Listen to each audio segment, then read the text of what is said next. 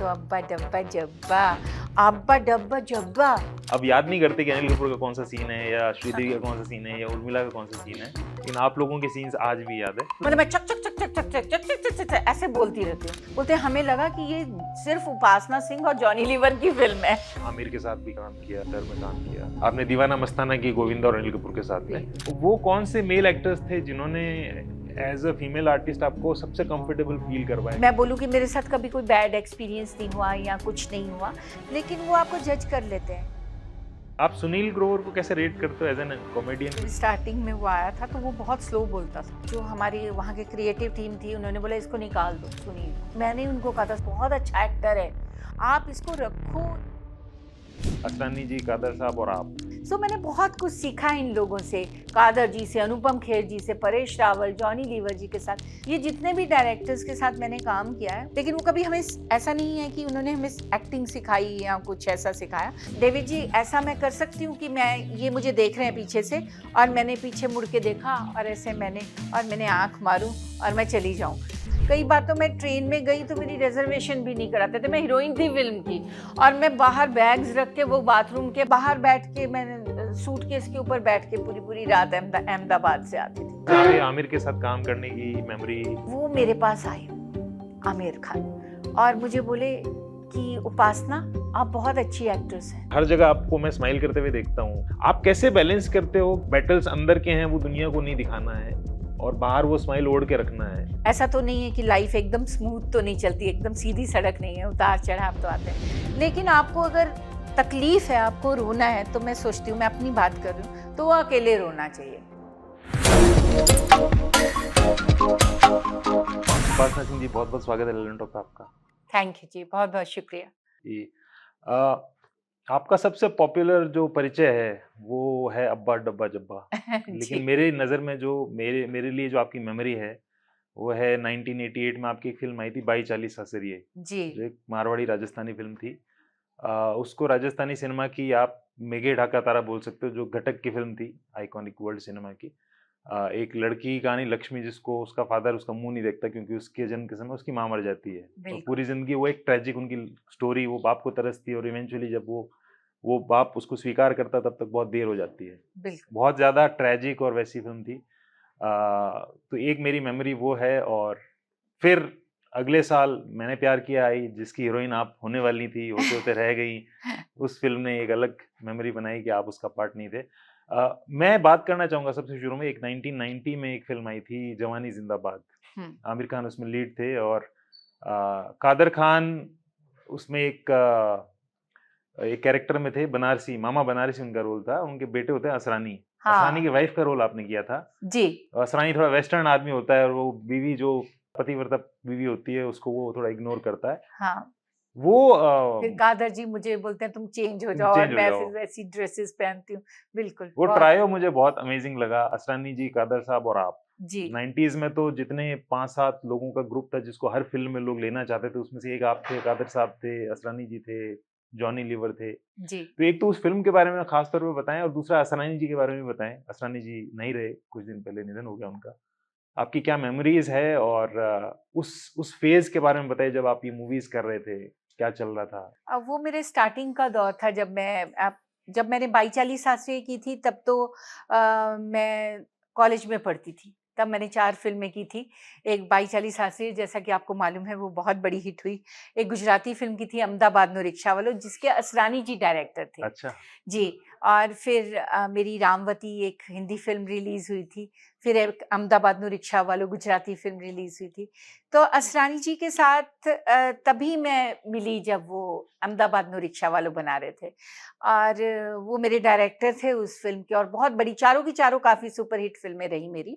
तो असरानी जी के साथ उसके बाद मैंने एक फ़िल्म नहीं की, उनके साथ मैंने बहुत फ़िल्में की। जैसे आपने बताया, तो उसी टाइम के दौरान मैंने वो फ़िल्म की थी। उन्होंने ही मुझे रिकमेंड किया था कि उपासना को लो। फिर मैंने उनके साथ पड़कार करके वो भी एक केसी बोकाडिया की थी, एक बोकाडे जी की थी, उनकी वो फ़िल्म की थी।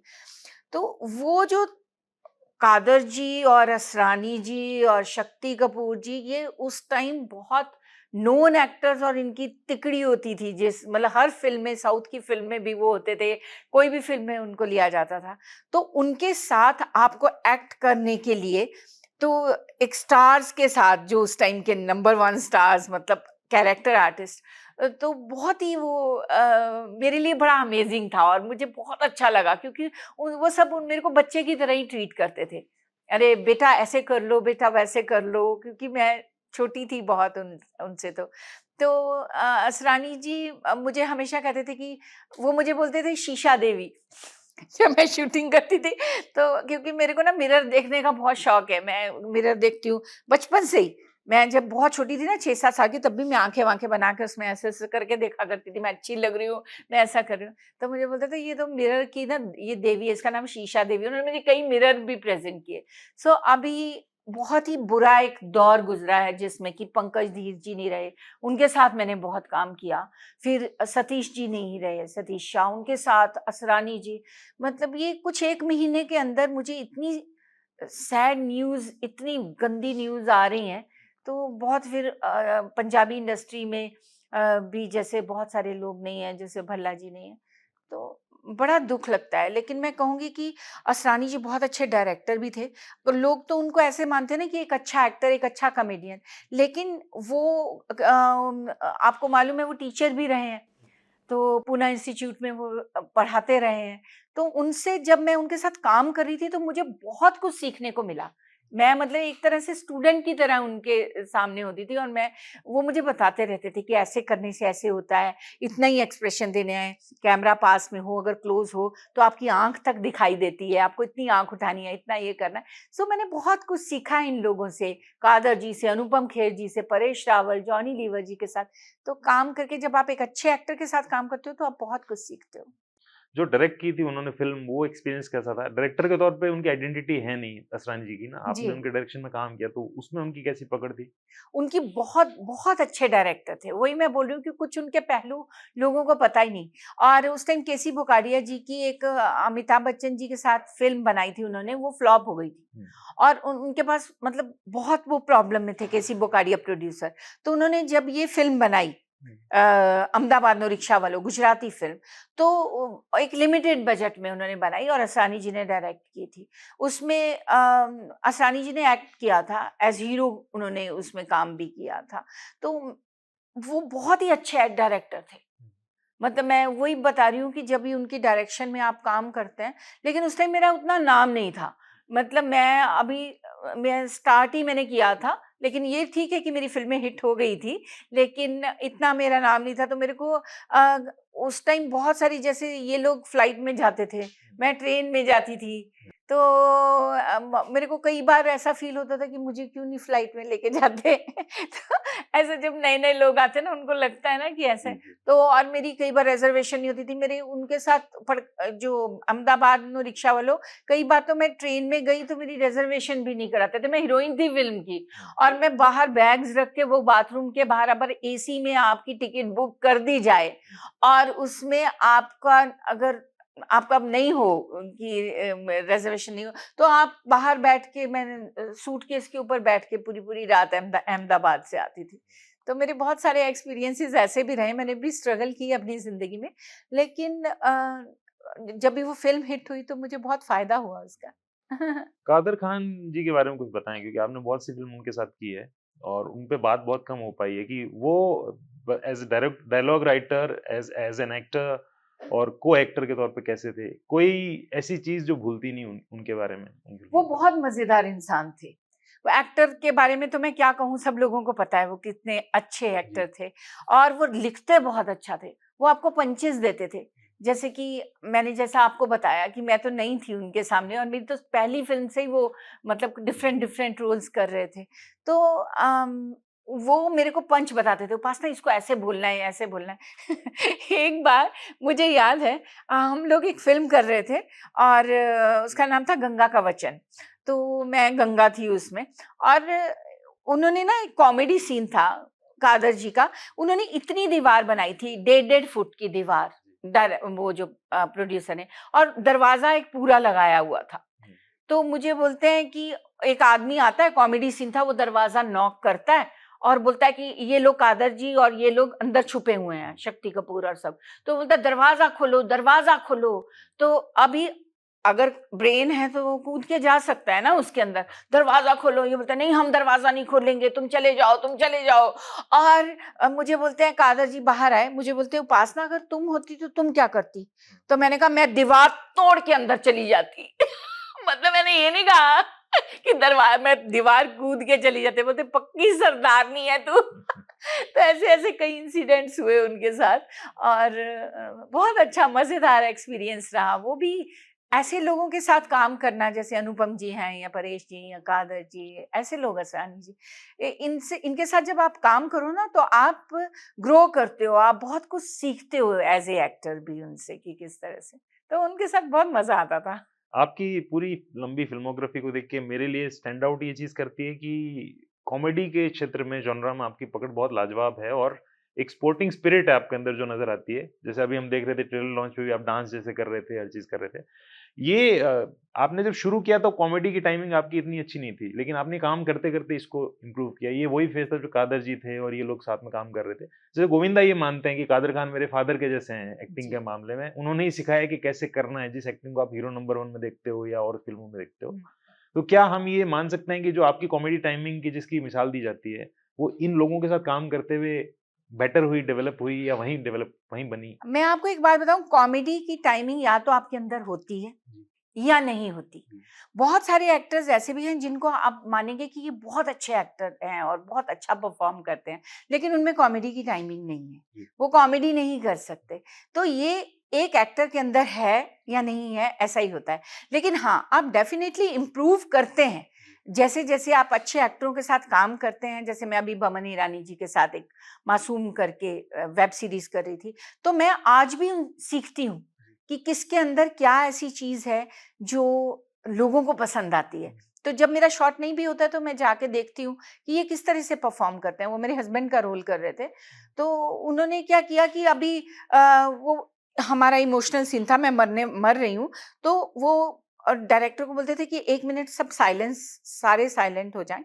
और वो उसमें उतनी देर में वो कैरेक्टर में थोड़े सेकंड्स के लिए सबको साइलेंट करा के और फिर बोलते थे, उसमें घुसते थे और बोलते थे एक्शन।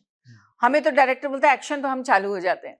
तो मैंने ये सीखा कि उस कैरेक्टर के अंदर वो उतने टाइम के अंदर वो अपने आप को, वो जो भी रोल कर रहे हैं उसमें जाते हैं और फिर वो परफॉर्म करते हैं और उतनी फीलिंग के साथ वो उसको परफॉर्म करते हैं, वहां तक जाते हैं।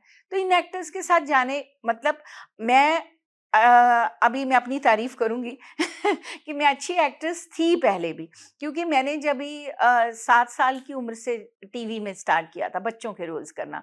फिर जब मैं 14 साल की हुई तो मेरे को हीरोइन के रोल्स मिलने शुरू हो गए जालंधर टीवी में। जी, और मैंने बहुत सारे अवार्ड्स लिए यूथ फेस्टिवल्स में। ऐसा कभी नहीं होता था कि मैं परफॉर्म करूं और मुझे फर्स्ट प्राइज ना मिले। तो मैं अच्छी एक्ट्रेस थी, लेकिन जब जैसे जैसे टाइम होता जाता है, जैसे जैसे आप देखो, मैंने जो पहली फिल्में की चार, वो चारों हीरोइन ओरिएंटेड सब्जेक्ट्स थे और चारों चली।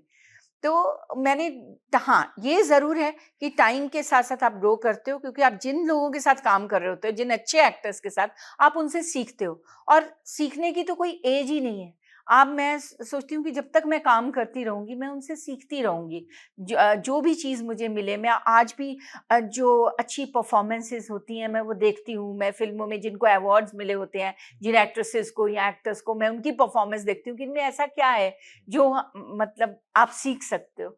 तो आपको हमेशा सीखते रहना चाहिए। बोलते हैं ना, ये तो सागर है, बूंद-बूंद करके भी आप लो तो आप अच्छा परफ़ॉर्म करते हैं, जैसे-जैसे टाइम बीतता जाता है। ये जो जुदाई वाला जो आपका हिट सीन है, तो इसमें बहुत सारे सीन्स थे आपके और जॉनी के, और इवन लोफर फ़िल्म में भी आपने काम किया, अनिल कपूर उसमें थे। ये जो स्पेसिफिकली जुदाई वाले सीन्स में आप इम्प्रोवाइज़ करते थे या जो लिखा था एग्ज़ैक्टली वही आप लोग बोल रहे होते थे, या आप कुछ चेंज करते चले जाते? जैसे अब्बा डब्बा जब्बा वाला सीन है, मान लीजिए वो 3 वर्ड तो आपसे दे दिए गए, हाँ। बाकी सारा फिर आपने शायद बनाया है। कैसे कैसे वो सीन डेवलप हुआ? वो जब भी वो फ़िल्म मुझे मिली तो मैं हीरोइन के रोल कर रही थी। जी, लेकिन मैं श्रीदेवी जी की बहुत बड़ी फ़ैन। जी। तो मुझे जब ये फ़िल्म मिली, राज कंवर जी ने मुझे बोला कि ऐसे डबल रोल है। मैंने बोला मैं तो हीरोइन हूँ फ़िल्मों में, तो मैं कैरेक्टर रोल क्यों करूँ? मैं 21-22 साल की थी। तो उन्होंने मुझे बोला उसमें श्रीदेवी भी हैं। तो मैं उनकी फ़ैन, और मैंने बोला हाँ मैं करूँगी। तो उसके बाद उन्होंने जो मुझे कहानी सुनाई, मैं उसमें बिलीव नहीं करती थी कि एक औरत अपने हस्बैंड को बेच देती है पैसों के लिए। वो आज हम रिलेट कर सकते हैं, आज हम बोलें कि ऐसा, लेकिन उस टाइम वो टाइम पीरियड जो था वो ऐसा कि जान दे देगी औरत अपने हस्बैंड के लिए, या वो दूसरी औरत को बर्दाश्त नहीं कर सकती, ऐसी वाली फ़िल्में हम देखा करते थे। तो मुझे लगा ये कैसी सब्जेक्ट है कि पैसे के लिए हस्बैंड को बेच दिया और गूंगा अब्बा डब्बा जब्बा बोल रहा है। लेकिन मुझे वो फ़िल्म करनी थी क्योंकि मैं देखना चाहती थी श्री जी को। तो मैंने बोला कि हाँ, फिर क्योंकि मैं थिएटर से हूँ, मैं थिएटर एक्ट्रेस हूँ, मैंने एमए किया है, एमए इन ड्रामेटिक आर्ट्स। तो मुझे लगा कि अब मैंने ये रोल ले लिया है, मैं इसको जितनी भी शिद्दत के साथ और जितना भी अपना इनपुट डाल सकूँ, और मैं कोशिश करूँगी कि हर अब्बा डब्बा जब्बा एक से दूसरा अलग हो। अगर मैं कहना चाहती हूँ कि मैं आपसे हाँ। प्यार करती हूँ तो अब्बा डब्बा जब्बा, और मैं उन्होंने अगर एक मेरा सीन था कि मैं पूछती हूँ कि जॉनी लीवर कहाँ है कादर खान से, हाँ। वो मेरे नहीं हाँ कादर खान जी से मैं पूछती हूँ कि कहाँ है जॉनी लीवर, तो मैंने मंगलसूत्र पकड़ा, वो बोलते कि क्या पूछना चाहती हो, तो मैं बोलती हूँ अब्बा डब्बा जब्बा कहाँ है मेरे हस्बैंड। तो मैंने पूरा ऐसा इम्प्रोवाइज किया। डेफिनेटली उसमें तो वर्क आपको करना ही पड़ता है जब आप करते हैं, लेकिन उसमें बहुत ज़्यादा जो था, मैंने कोई डायलॉग्स मैंने नहीं लिखे, वो मेरे डायरेक्टर राज कंवर बहुत अच्छे डायरेक्टर थे, तो वो जैसा हमें समझाते थे हम उसी तरह से करते थे। लेकिन हाँ, परफॉर्मेंस वाइज़ कि कितना मैं उसको और बेटर कर सकूँ, मैंने कोशिश की कि मैं उसको करूँ। लेकिन मुझे उम्मीद नहीं थी ये फ़िल्म इतनी हिट होगी। मतलब मेरी तरफ से उसमें ऐसी कमियाँ थी जो मैं सोच रही थी, लेकिन आज भी जुदाई हिट है। और इवन जो उसके लीड्स थे उनको आप लोगों ने ओवरशैडो कर दिया था। इवन आप लोगों के आज भी अब याद नहीं करते कि अनिल कपूर का कौन-सा सीन है या श्रीदेवी का कौन-सा सीन है या उर्मिला का कौन-सा सीन है। लेकिन आप लोगों के सीन्स आज भी याद है। बिल्कुल, और आपको ये शायद किसी को पता नहीं है कि वो बाद में जो वो गूंगी होती है ना, तो वो जॉनी लीवर एक डॉक्टर के पास जाते हैं, बोलते हैं मेरी बीवी गूंगी है, तो मैं चाहता हूँ ये बोले। वो बोलते हैं अच्छा है तुम्हारी बीवी गूंगी है, जो बीवियां बोलती हैं बहुत तंग करती हैं। बोलता नहीं, मैं चाहता हूँ कि वाणी, मेरा नाम था, कि वाणी बोले। तो बोलते सोच ले अच्छी तरह से। तो एक इंजेक्शन लगाते हैं मुझे और मैं बोलने लग जाती हूँ। अब मैं बोलती क्या हूँ, मैं अपनी सास को आके बोलती हूँ कि मुझे दुद्धू पीना है, दुद्धू पीना है। वो बोलती दुद्धू पीना है? बोलती जब मैं 5 साल की थी ना, तब मैं बोल नहीं पाई कि मुझे दुद्धू पीना है। फिर मैं बोलती हूँ, रामलाल आई लव यू। तो बोलते हैं रामलाल कौन है? जॉनी लीवर बोलता है। तो मैं बोलती हूँ वो जो मेरा पड़ोसी था ना, उसका नाम रामलाल था। मैं जब 16 साल की हुई, मैं उसको बोल नहीं पाई। तो मैं सब कुछ इतना बोलती हूँ कि उन जॉनी लीवर जी के कान बनाए थे, हाथी के कान होते हैं ना जो ऐसे करके नीचे तक, तो कान लटक जाते हैं उनके। मतलब मैं चक चक चक चक चक चक चक चक चक चक ऐसे बोलती रहती हूँ। उसके बाद वो सीन्स उनको काटने पड़े क्योंकि मुझे बोनी जी ने कहा, बोनी कपूर प्रोड्यूसर थे, बोलते हमें लगा कि ये सिर्फ उपासना सिंह और जॉनी लीवर की फिल्म है। हमें लगता है कि दूसरे, तो आप अभी हमें हीरो हीरोइन को इतने पैसे दिए, अनिल कपूर और ये सब, आपको मालूम है कितने बड़े बड़े जी, एक्टर उसमें, बिल्कुल। श्रीदेवी, उर्मिला, परेश रावल, फरीदा जलाल, तो ऐसा बोलते लगने लगा था कि ये फ़िल्म जो है जॉनी लीवर और उपासना सिंह की है। वो भी बहुत कमाल के सीन्स हुए थे। तो वो फिर उनको काटने पड़े क्योंकि फ़िल्म भी लंबी हो गई ये थी। जो आप लास्ट में बोलती हैं ये इसका कंटिन्यूएंस ही था कि आपके फादर बहुत बड़बोले हैं। वो जब बोलते हैं तो लोग बेहोश हो जाते हैं। परेश हाँ, रावल वो का जो कैरेक्टर बहुत होता है, ज़्यादा जो बोलते हैं, क्वेश्चन मार्क होता है, करेक्ट। जिससे टकरा जाता है उसका बेहोश होना तय होता है उसमें। तो उनकी बेटी आपका रोल है आपका, तो वो बेटी तो फिर पिता जैसी होगी। बिल्कुल। तो एक ये भी मतलब ये है कि परेश जी के साथ आपने बहुत सारी फ़िल्में की थी उस दौरान। तो उनको ये जो ये क्वेश्चन मार्क वाले कैरेक्टर को करते हुए देखना, क्या आप लोग जब देख रहे थे आप हँसते थे सेट पे जब ये सीन शूट होते बहुत थे? मज़ा आता था। जी। बहुत मज़ा आता था क्योंकि वो तो खुद भी बहुत कुछ इम्प्रोवाइज़ करते हैं परेश जी तो। वो तो कमाल के एक्टर हैं ही, और लिखा भी हमारे राइटर बहुत अच्छे थे। वो लगातार बोलना और याद करना, आपको मतलब अगर डायलॉग बोलना है आपको बोले जाने, ऐसे आप बोल रहे हैं तो उसको याद करके परफ़ॉर्म करना भी एक टास्क होता है। जैसे जब हम कपिल शर्मा शो कर रहे थे तो कपिल, आप कभी भी देखेंगे बहुत स्पीड में बोलता है। हुँ। मतलब, और हम लोगों को आदत थी कि हम थोड़ा-सा उससे कम में, लेकिन क्या होता है कॉमेडी में अगर आप मैच नहीं करेंगे दूसरे के साथ, तो फिर वो आप उन लोगों को हँसा नहीं सकते। तो वो कपिल शर्मा शो जब मैं करने के लिए गई और मेरा कपिल के साथ सीन, और जब उसने बोलना शुरू किया, तो वो तो बोले डिंग डिंग डिंग डिंग डिंग, और मैं डिंग डिंग डिंग, तो मुझे लगा ये तो गलत हो गया। मैंने कहा कपिल मुझे तुम 1 घंटा दो तुम ना, मैं परफ़ॉर्मेंस के लिए। तो मैंने उसको उस स्पीड से याद किया। उसके बाद तो फिर मैंने कुछ एपिसोड्स तो बहुत ही ध्यान दिया कि मेरे को स्पीड मैच करनी है। तो ये स्पीड में बोलना और उसमें क्लैरिटी के साथ बोलना और पंच लाना और लोगों को हँसाना, ये अपने आप में एक बड़ा काम है।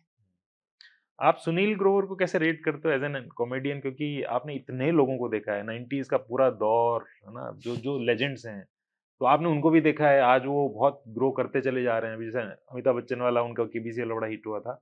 तो आप उनको कैसे रेट करते हैं? एक वो गिरगिट जैसी क्षमता है उनमें ना, खुद को जी। तब्दील करने की। तो आपने क्या ऑब्ज़र्व किया कि कैसा आदमी है ये, काम एक्टर के तौर पे, कॉमेडी एक्टर के तौर पे? जो जैसे मैंने आपको बताया ना, जो स्पीड की बात है, तो आप कभी सुनील को देखेंगे, जब स्टार्टिंग में वो आया था तो वो बहुत स्लो बोलता था। तो मुझे जो हमारी वहाँ की क्रिएटिव टीम थी, उन्होंने बोला इसको निकाल दो सुनील को, कि सुनील जो है वो नहीं कर पा रहा है, मैच नहीं कर पा रहा है उस। तो मैंने उनको कहा था, सुनील को सबको मालूम है, मैंने बोला ये बहुत अच्छा एक्टर है, आप इसको रखो, इसको देखो, ये कुछ टाइम के लिए आप देखो, वो डिफरेंट कैरेक्टर्स को बहुत अच्छा परफॉर्म करेगा। और सुनील में ये है कि वो रेडियो में काम करता था पहले, तो उसने कई तरह के कैरेक्टर्स किए हुए हैं, मतलब वॉइस मॉड्यूलेशन और सारी चीजें ना, तो वो उनको कैरेक्टर्स में लेके आता है। तो उसके बाद ये तो मतलब यहाँ तक बात थी कि, और जब ये कपिल शो स्टार्ट हुआ था तो ये बीमार था। मैंने बोला तुम्हें क्या हुआ है? बोलता मैं डिप्रेशन के कारण हॉस्पिटल में एडमिट था। बोले उसके पास ज़्यादा काम भी नहीं था, और मैंने जब वो कपिल के साथ मेरे घर आया था, मैंने उसको पहचाना भी नहीं था कि ये कौन है। और मतलब क्योंकि मैंने उसका काम नहीं देखा था ज़्यादा ना, लेकिन उसने इतना अच्छा वो परफ़ॉर्म किया, और बहुत अच्छा फ्रेंड है मेरा। कभी भी हम बात भी करते हैं। तो वही टाइम के साथ आप जैसे-जैसे आप काम करते जाते हो और सीखते जाते हो और सीखते जाते हो, तो वो आज तो कहने की बात ही नहीं है कि कमाल का एक्टर तो वो है ही। जी। आपका और गुलाटी का रोमांटिक ट्रैक भी थोड़ा चलता है, हाँ, बहुत चलता फ़नी है। सा है, तो वो जी। पहचान में आते इतने यंग हैं, और उन्होंने भी जसपाल भट्टी के साथ ही स्टार्ट किया था, बिल्कुल, बिल्कुल। पंजाब से स्टार्ट किया था। एक आप ये बताइए मुझे कि जैसे आपने जो प्रोमिनेंट डायरेक्टर्स जिन्होंने आपके अंदर की जो कॉमेडी स्किल्स को पर्दे पे ज़िंदा किया, उसमें डेविड धमन रहे हैं, प्रियदर्शन रहे हैं और रोहित शेट्टी रहे हैं। रोहित शेट्टी की एक फ़िल्म आपने की हाँ, थी। राज कपूर भी रहे हैं। इनके स्टाइल्स कितने डिफरेंट हैं, और इनमें सबसे ज़्यादा ब्रीफ करने की क्षमता या तरीका किसका बेटर है, जो मतलब जिस वजह से आप अपने अंदर से बेस्ट बाहर ला पाते हो? ये सारे ही अच्छे डायरेक्टर्स हैं, लेकिन अगर मैं कहूँगी कोई सिखाता है हमें कि तुम्हें कैसे बोलना है। एक बार मैंने डेविड जी को बोला कि आपने ये 3 सीन के लिए मुझे क्यों बुलाया? कोई और फ़िल्म थी, मुझे अभी नाम याद नहीं। तो बोलते हैं कि मेरे को एक्टर चाहिए। मैंने यहाँ कोई ट्रेनिंग स्कूल नहीं खोला है कि मैं कोई आए और मैं उसको कॉमेडी सिखाऊँ जी। और मैं उसको बताऊँ किस तरह से डायलॉग बोलना है। ये जितने भी डायरेक्टर्स के साथ मैंने काम किया है, उन्होंने ऐसा नहीं, हाँ, कहीं उनको लगा हो कि थोड़ा और बेटर हो सकता है, इसको थोड़ा ऐसे बोलना है, लेकिन वो कभी हमें ऐसा नहीं है कि उन्होंने हमें एक्टिंग सिखाई या कुछ ऐसा सिखाया। हाँ, वो कभी पेस स्लो हो गया तो उसमें बोलेंगे, या इस डायलॉग में थोड़ा रुक जाओ, ऐसा कुछ बताते हैं। प्रियदर्शन जी के साथ तो मेरा बहुत ही, हाँ, पहले डेविड जी की बताती हूँ। डेविड जी के साथ तो मैंने बहुत काम किया। मैंने उनके साथ फिल्म करी थी लोफर। जी। तो मैं ऐसे जा रही थी, वो शक्ति कपूर हैं उसमें, और मैं सफाई करने वाली हूँ उसमें ना। तो मैं तब भी नई थी उनके लिए, तो वो तो बहुत ही बड़े डायरेक्टर, सारी फ़िल्में हिट। तो मैं जा रही थी और शक्ति कपूर जी मुझे देखते हैं, और मैं बुक्स पकड़ी हुई हैं और छाता लिया हुआ है। शक्ति कपूर जी को लगता है कि मैं कोई प्रोफ़ेसर हूँ वहाँ, जबकि मैं वो छाता-वाता वहाँ बाथरूम में जाके रखती हूँ और वहाँ पे मैं सफाई करने लगती हूँ। तो मैंने कहा, डेविड जी ऐसा मैं कर सकती हूँ कि मैं, ये मुझे देख रहे हैं पीछे से, और मैंने पीछे मुड़ के देखा और ऐसे मैंने आँख मारूँ और मैं चली जाऊँ। ऐसा मैंने डेविड जी को सजेशन दिया उस सीन के लिए। उन्होंने बोला अरे वाह! और सबको बुला के बोलते, अरे उपासना ने इतना अच्छा सजेशन दिया। मतलब वो आपका हौसला बढ़ाते थे हमेशा। अरे उपासना कमाल कर दिया, अरे उपासना वेरी गुड, अरे ऐसे। सतीशा भी ऐसे ही थे। तो वो हौसला बढ़ाते थे। तो प्रियदर्शन जी के साथ मेरा एक्सपीरियंस बहुत अलग रहा। मेरे को जब मैं हंगामा फ़िल्म करने वाली थी, मैं प्रियन जी से मिली नहीं थी। तो मुझे जो वीनस वाले थे, उन्होंने, जो प्रोड्यूसर्स थे, रतन जैन जी, उन्होंने मुझे बोला, उपासना, एक बहुत ही मतलब अच्छी लेडी, खूबसूरत सी लेडी है, टीकू टलसानिया जी के साथ उसकी शादी हो जाती है। अब हस्बैंड को हमेशा लगता है कि मेरी बीवी किसी के साथ भाग ना जाए। तो इसलिए कोई भी किराएदार वो रखता है तो उसका पूरी नज़र रहती है, वो ऐसे आदमी को रखता है जो शादीशुदा हो, नहीं तो वो नहीं रखता कि उसकी बीवी ना भाग जाए। तो उन्होंने मुझे ऐसे एक्सप्लेन किया, तो मैंने बोला ठीक है, तो बोलते वो खूब सज-धज के रहती है। मैंने अपना पूरा ड्रेस किया, इधर जूड़े पे बाल लगाए, यहाँ पे बिंदी-विंदी, हेवी मेकअप और ऐसा करके मैं गई और मैंने प्रियन जी के सामने और प्रियन जी ने मुझे देखा ऊपर से नीचे। मैंने सर पहले दिखाना पड़ता है डायरेक्टर को कि गेटअप ठीक है कि नहीं। बोलते I don't like this, first line. मैं उनको मिल रही हूँ, मैंने कहा सर क्या हुआ? तो बोलते हैं so much makeup, jewellery, no I don't want this. तो फिर मैंने उनको पूछा कि आपको क्या चाहिए, तो उन्होंने बोला कि एकदम कान का छोटा और जूड़ा बना हुआ, बाल उसमें से निकालो और एक छोटी बिंदी और कुछ ज्यादा नहीं, और मेकअप नो मेकअप लुक, बिल्कुल ही ऐसा कर दो। जाके फटाफट मैंने पूरा मेकअप निकाल के, थोड़ी लिपस्टिक लगा के, छोटा सा कान का, या नाउ आई लाइक इट।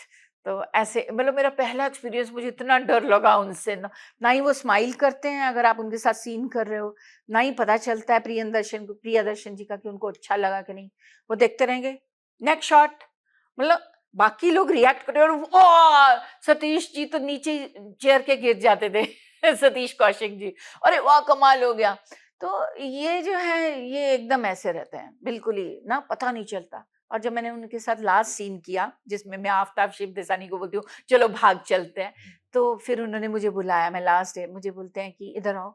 तो मैं हमेशा उनसे डरती थी क्योंकि मेरा पहला ही ऐसा मुझे लगता था कि उन्होंने 3 बार हीरोइन का मेकअप सेट पे धुलवा दिया था, धो मेकअप धो, नहीं चाहिए इतना मेकअप। तो मैं गई, मुझे बोलते हैं कि आप बहुत अच्छी एक्ट्रेस हैं, मैं बार-बार आपके साथ काम करना चाहूँगा, आप टाइम की पंक्चुअल हैं, आप ये। और मैं इतनी खुश हो गई, मुझे लगा ये प्रियदर्शन मुझे तारीफ़ कर रहे हैं। उसके बाद तो मैंने उनके साथ बहुत सारी एड्स की, अमिताभ बच्चन की रीड एंड टेलर्स में थी, हंगामा फ़िल्म। सो ये डायरेक्टर्स के साथ काम करना अपने आप में, एक बार इन्होंने मुझे एक साउथ की फ़िल्म में डांस नंबर दिया था। मैंने उनको बोला सर वहाँ तो मतलब डांस नंबर करने के लिए पतली-दुबली, ज़ीरो फिगर, मुझे बोलते हैं नहीं साउथ में ऐसी चलती हैं। और वो गाना बहुत साउथ में हिट हुआ था। रोहित शेट्टी जी के साथ भी मैंने एक फ़िल्म की थी। गोलमाल हाँ, रिटर्न्स। उनके साथ भी मैंने की थी और उसमें रोहित जी भी आपका बहुत। अब्बा डब्बा जब्बा कैरेक्टर है वो लकी से मिलता है जो गूंगा है। बड़ा यूनिक हाँ, वो था कॉम्बिनेशन। हाँ, बहुत आपके मज़ा बालों आया। का कुछ वो आप कराने हाँ, जाते मेरे हो और बाल बाल जला बिगाड़ देते देता है हैं। और बोलता है ये तो नया स्टाइल है। मैं नया बोलती हूँ ये स्टाइल है। नया स्टाइल है? जी, ओह! आई एम जी, लुकिंग सो गुड। जी। वो पर भी है। रोहित बहुत रिस्पेक्ट करते हैं, जो आर्टिस्ट्स को बहुत रिस्पेक्ट करते हैं। ये सारे जी, जी। डायरेक्टर्स, ये सारे डायरेक्टर्स बहुत अच्छे हैं। कोई भी आदमी अगर किसी मकाम तक पहुँचता है, तो उसमें कुछ तो बात होती है।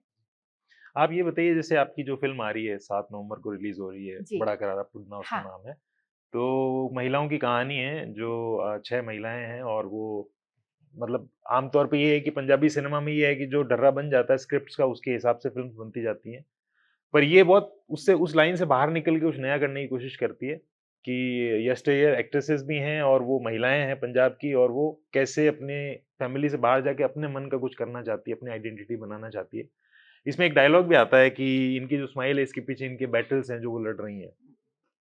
तो ये एक आप ये बताइए कि जैसे रियल लाइफ में भी आप स्माइल हर जगह आपको मैं स्माइल करते हुए देखता हूँ और लेकिन एक पर्सनैलिटी होती है ना कि आप आपका एक क्राफ्ट है, आर्ट है जो आप कर रहे हो पर एक इंसान के तौर पे आप वो सारी चीज़ों से गुज़र रहे हो जैसे मैं गुज़र रहा हूँ, दुनिया जहान गुज़र रही है, परेशानी भी होती है, टेंशन भी होती है।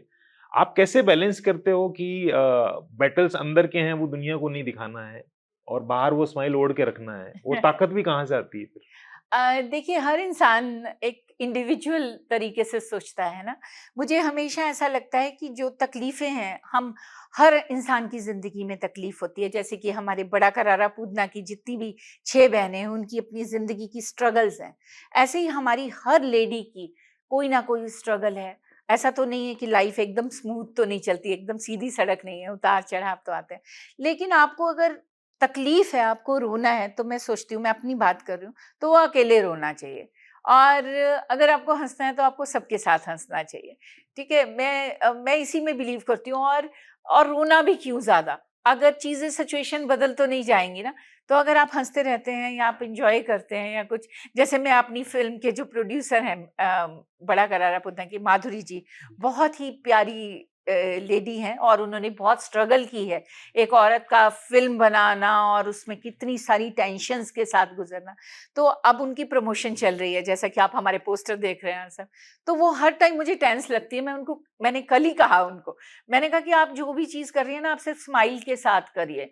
तो बोलते उपासना मेरे ऊपर इतना प्रेशर्स है कि मेरे को फ़िल्म रिलीज़ करनी है, मुझे कभी कहीं से फ़ोन आ रहा है, कभी कहीं से फ़ोन आ रहा है। तो मैंने उनको बोला कि अगर आप स्माइल करेंगे ना, सारे प्रेशर्स अपने आप ही ठीक हो जाएँगे, आपकी चीज़ें अपने आप सॉर्ट आउट होने लगेंगी। मैं हमेशा ज़िंदगी जीने में विश्वास रखती हूँ। प्रॉब्लम्स आती हैं, लेकिन कोई बात नहीं, हमें बहुत स्ट्रॉन्गली उसको फ़ेस करना चाहिए। जैसे कि मेरा इसमें कैरेक्टर भी है बड़ा करारा बुद्दम में, मेरा नाम है अंग्रेज़ कौर। तो ये एक बहुत ही स्ट्रॉन्ग लेडी है।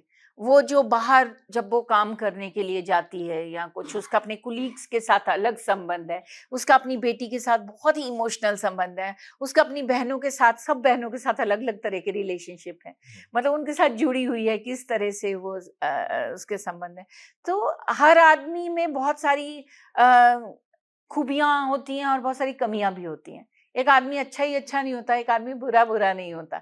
मैं आपके लिए अच्छी होंगी तो शायद मैं किसी दूसरे के लिए बुरी हो सकती हूँ ना।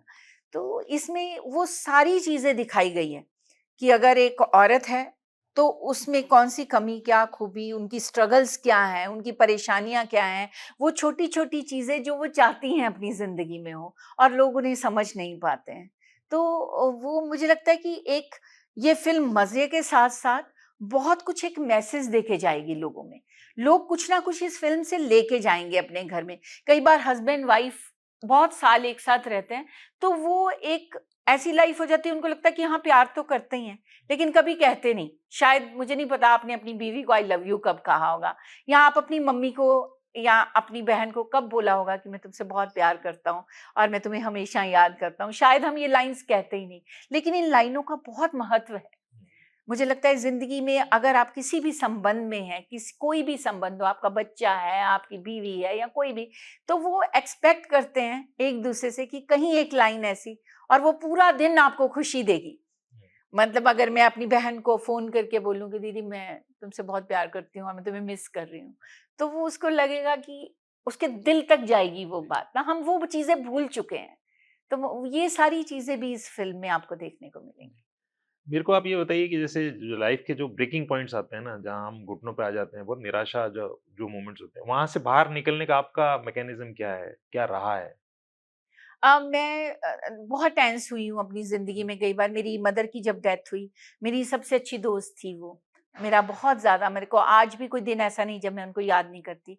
लेकिन फिर मैंने सोचा कि अगर मैं इतनी दुखी, पहले मैं बहुत टेंस रही जब मम्मी गए, तो मतलब मुझे लगा कि मेरी ज़िंदगी ख़त्म हो गई उस दिन, जिस दिन मम्मी नहीं रहे। मुझे लगा, मैंने लिखा कि आज ख़त्म हो गया सब कुछ। मैं बोलती हूँ तो भी मेरे को ऐसा होता है।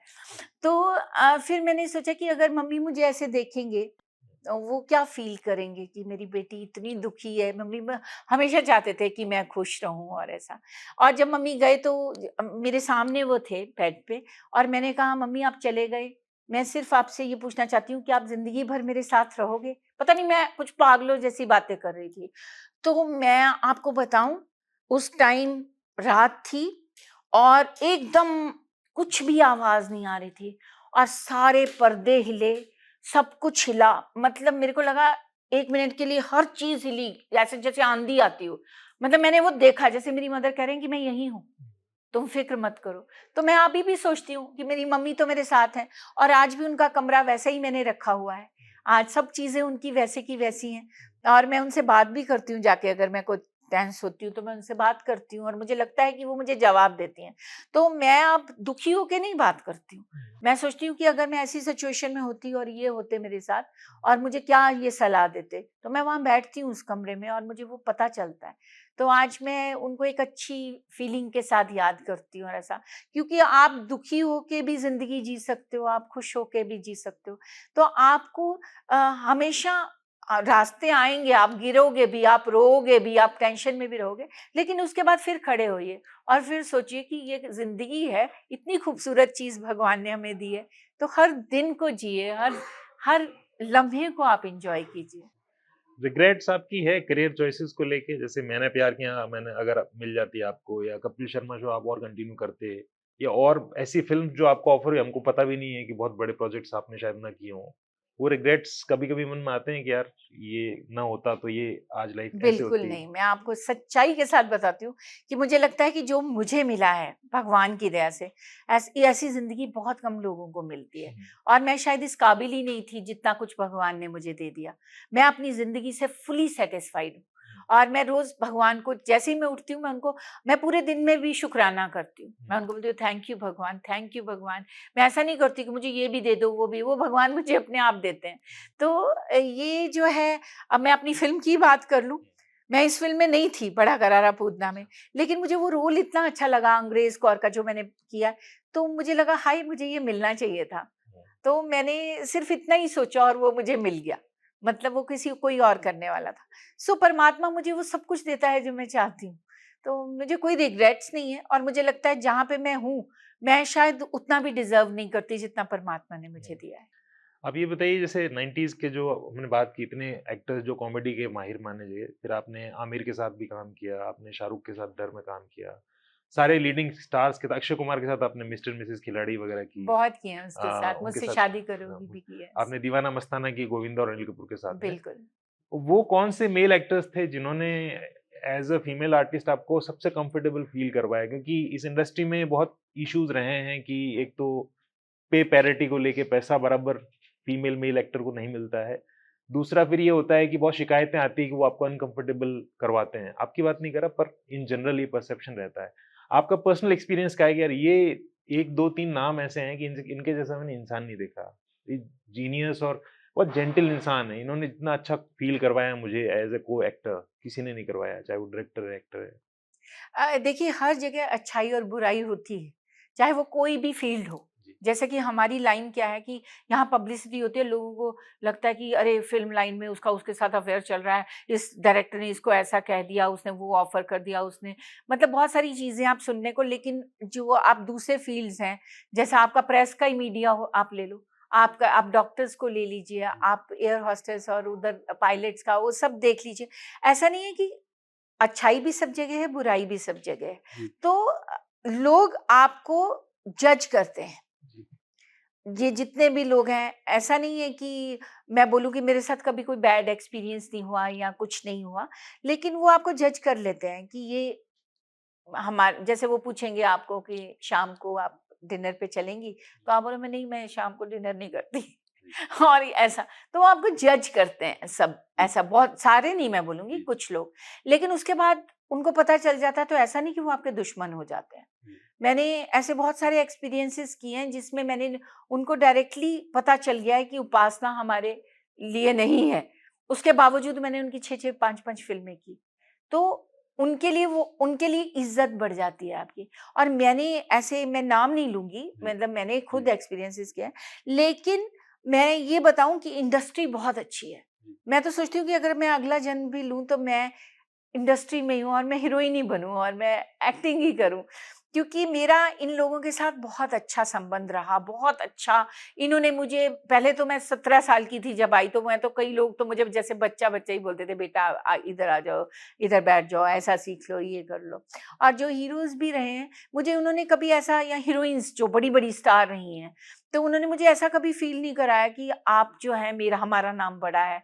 मैंने तकरीबन मैंने उन्हीं होटल्स में मैंने स्टे किया जहाँ पे वो स्टार्स थी। जी, मतलब मैं जहाँ पे स्टे कर रही थी जुदाई में, सामने श्रीदेवी का रूम था। जी, तो जूही चावला हों या जितनी भी एक्ट्रेसेस के साथ मैंने काम किया, उन्होंने मुझे हमेशा बहुत कंफर्टेबल फ़ील कराया। अक्षय हों, शाहरुख हों, सलमान हों, मतलब ये इतनी आपकी रिस्पेक्ट करते हैं, इतनी इज़्ज़त करते हैं आपकी। तो मैं सबकी थैंकफुल हूँ। हुँ, मतलब मेरे जितने भी लोग को एक्टर रहे हैं, मेरे जो डायरेक्टर्स, मेरी जो टीम्स रही हैं, हुँ। तो मेरे को हमेशा लगा कि मैं बहुत मतलब एक अच्छी जगह पे हूँ और ऐसा। मुझे वो हमेशा एक अच्छी फीलिंग आई। मेरे 2 सवाल छोटे-छोटे और हैं। एक ये कि सरफरोश फ़िल्म में आपका रोल था, मुझे आज भी याद है, जिसमें आप बार डांसर का रोल करते हो और आप मुकेश ऋषि का कैरेक्टर होता है, इंस्पेक्टर सलीम का, हाँ, उसको इन्फॉर्मेशन देते हो। आमिर की फ़िल्म थी। आज भी उसके सीक्वल का वेट होता है। जी। उसकी कोई मेमोरीज़ आमिर के साथ काम करने की मेमोरी, और वो मुकेश ऋषि के साथ सीन जो आपने किए वो, और जब ये फ़िल्म आई तब से लेकर आज तक इसका बहुत बज़ है, तो जितने भी उसके एक्टर्स उस जिन्होंने काम किया, हमेशा उनको लोग फीडबैक देते हैं कि यार कब आएगा सीक्वल, आपका वो काम बहुत अच्छा था। उस फ़िल्म के बारे में बताइए कुछ? बहुत कमाल का उसकी मेरी एक मेमोरी है। मैंने वो फ़िल्म की जब, जी। तो मुझे कोई बहुत बड़ा रोल नहीं है, लेकिन इम्पोर्टेंट रोल है। हाँ, मतलब वो याद रहता है लोगों को, मुझे नहीं पता था कि वो इतना याद रहेगा। तो पार्टी थी, फ़िल्म रिलीज़ हुई, फ़िल्म हिट हो गई, तो प्रोड्यूसर ने पार्टी रखी और मैं अपनी मदर के साथ एक कोने में बैठी थी। मतलब सब लोग स्टार्स आए, मैं एक कोने में बैठ गई। मैंने कहा ये सब इतने बड़े-बड़े लोग हैं, तो प्रेस मीडिया फुल वहाँ पे आया हुआ। आमिर जी आए तो सब लोग भाग के प्रेस, क्योंकि आमिर खान आया है, सुपरस्टार आए हैं, तो उनकी जो है ना, वो मैं ऐसे जैसे ये है हॉल, तो मैं वहाँ कोने में बैठी अपनी मदर के साथ। तो वो मेरे पास आए, आमिर खान, और मुझे बोले कि उपासना, आप बहुत अच्छी एक्ट्रेस हैं।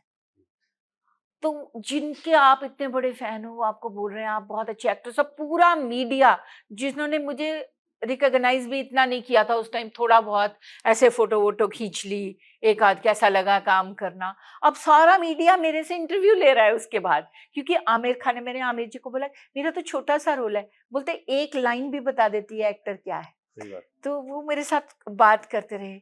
सो कितनी बड़ी बात है कि आप इतने बड़े स्टार होके, आप जिसने एक छोटा कैरेक्टर रोल किया है, आप उसके पास जाते हैं और आप उसको बोलते हैं कि आप बहुत अच्छी एक्ट्रेस है, तो उससे कितना आपका हौसला कितना बढ़ता है। सही है।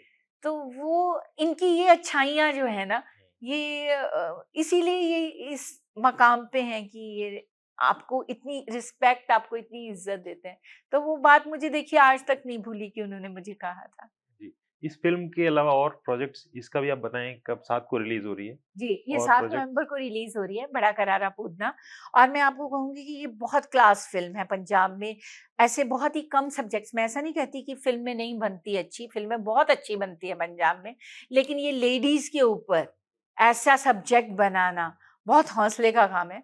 और ये फ़िल्म ऑलरेडी मराठी में बहुत बड़ी हिट है। जो मराठी में ये बनी है, और मराठी फ़िल्म की रीमेक है ये? हाँ, ये हाँ, ये मराठी फ़िल्म की रीमेक रीमेक है है? अच्छा, पंजाबी में। अच्छा। लेकिन पंजाबी में इन्होंने मराठी कल्चर डिफरेंट कल्चर है, और हमारा जो पंजाब का बिल्कुल कल्चर अलग है है। डिफरेंट है। तो उनके गाने, उनका रहना, हम मौज मस्ती पसंद करते हैं, हम कॉमेडी पसंद करते हैं, तो उन्होंने वो पूरा तड़का भी लगाया है इसमें। तो मुझे लगता है कि ये फ़िल्म अगर कोई देखेगा और मराठी फ़िल्म देखेगा, तो मैं अगर पर्सनली मैं बोलूँ, तो खैर मेरी फ़िल्म है तो आप बोलोगे कि मैं बोल रही हूँ, लेकिन सच्चाई यही है कि बड़ा करारा पूतना जो है, उस मराठी फ़िल्म से ज़्यादा बेटर फ़िल्म है। तो अगर वो लोग इतना पसंद करेंगे, तो ये फ़िल्म तो डेफ़िनेटली मेरे ख़्याल से ट्रेलर आप देखिए, आपको जितने भी लोग हैं, जिन्होंने भी बड़ा करारा पूतना का ट्रेलर देखा है, हर एक ने मुझे फ़ोन किया है। जो जिनको पंजाबी नहीं आती, वो भी मुझे फ़ोन कर रहे हैं कि उपासना बहुत मज़ेदार लग रही है फ़िल्म। तो फ़िल्म तो अगर ट्रेलर ऐसा है, तो फ़िल्म आप समझ सकते हैं कैसी होगी। और प्रोजेक्ट्स इसके अलावा कुछ आप? इसके अलावा मेरी 5 और पंजाबी फ़िल्में हैं रिलीज़ पे। ठीक है। जैसे कैरी ऑन जट्टा बनी है, वैसे ही गिप्पी जी ने बनाई है कैरी ऑन जट्टी है। सेम डायरेक्टर समीप कांग, अच्छा। वो रिलीज़ होगी अभी। फिर मेरी एक फ़िल्म बहुत हिट हुई थी, डैडी कूल मुंडे फूल। हुँ। अभी पार्ट 2 बना है, उसमें जसविंदर भल्ला जी हैं जी, मेरे जी। साथ। और फिर उसके बाद है कलीरे किदे हत्थ पैणगे, हुँ। उसमें मेरा बहुत अच्छा रोल है। तो वो भी रिलीज़ होगी। प्राणिया नु दफ़ा करो एक फ़िल्म है, वो भी मैंने की है। तो मेरी 6 फ़िल्में हैं पंजाबी की जो रिलीज़ पे हैं, और मेरी 3 हिंदी फ़िल्में हैं जो मैंने की हैं अभी। एक चिल मारना ब्रो कॉमेडी फ़िल्म है, एक गोदान करके है, गौ माता पे जी, बनाई है, जी, जी। बहुत खूबसूरत फ़िल्म। और एक मेरी फ़िल्म जो है वो मैंने अभी, साउथ के एक डायरेक्टर हैं इंद्रजीत लंकेश, जिनकी सारी फ़िल्में हिट हैं जी, तकरीबन, और उनको बहुत अवार्ड्स मिले हैं। जी। इंद्रजीत जी बहुत ब्रिलियंट डायरेक्टर हैं। उनकी एक फ़िल्म अभी मैं साउथ में करके आई हूँ। तो वो भी है। एक मेरा सीरियल दूरदर्शन पे डेली सोप चल रहा है। जी। तो मैं लगातार काम करती रहती हूँ। लेकिन इस टाइम तो मेरे लिए सबसे इम्पोर्टेंट फ़िल्म बड़ा करारा पूतना है, क्योंकि ये सबसे पहले रिलीज़ हो रही है, और मुझे बहुत उम्मीद है कि लोग इसे पसंद जी। करेंगे। फ़िल्म के लिए all the best. Thank you. बहुत आपसे बात करके बहुत थैंक यू अच्छा लगा। So much. Thank thank you you, जी। Thank you.